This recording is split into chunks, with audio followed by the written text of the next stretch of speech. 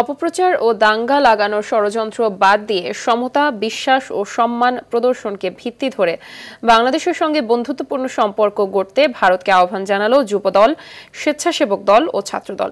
ঢাকায় ভারতীয় হাইকমিশন অভিমুখে পদযাত্রা ও স্মারকলিপি প্রদানে আধিপত্য না মানার ঘোষণাও দেয় এ তিন সংগঠন।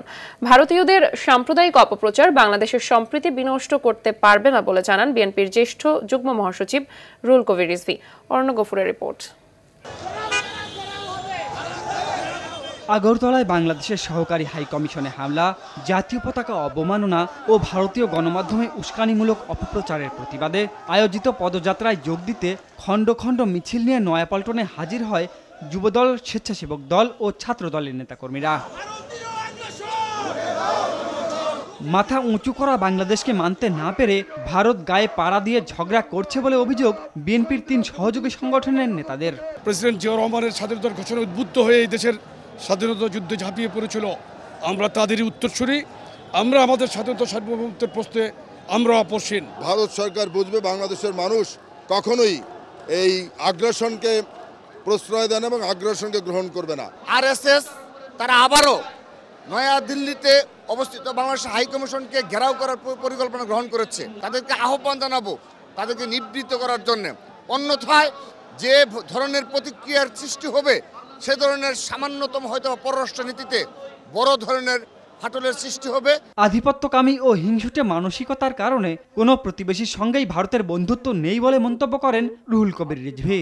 ওদের মনের ভিতরে হচ্ছে কট্টর হিন্দুত্ববাদী হিংসা ছাড়া ওদের মধ্যে কিছু নেই। আমরা হলাম শান্তির পক্ষে, আমরাই হলাম প্রকৃত ধর্মনিরপেক্ষ। আমার ডান দিকে অপু, আমার বাম দিকে অপর্ণা।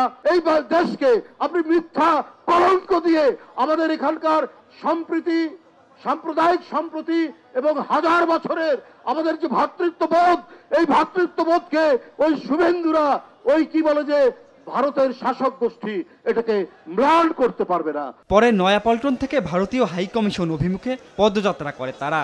কাকরাইল, মৌচাক, মালিবাগ ঘুরে রামপুরা ব্রিজের উপর আসলে পদযাত্রাকে আটকে দেয় পুলিশ।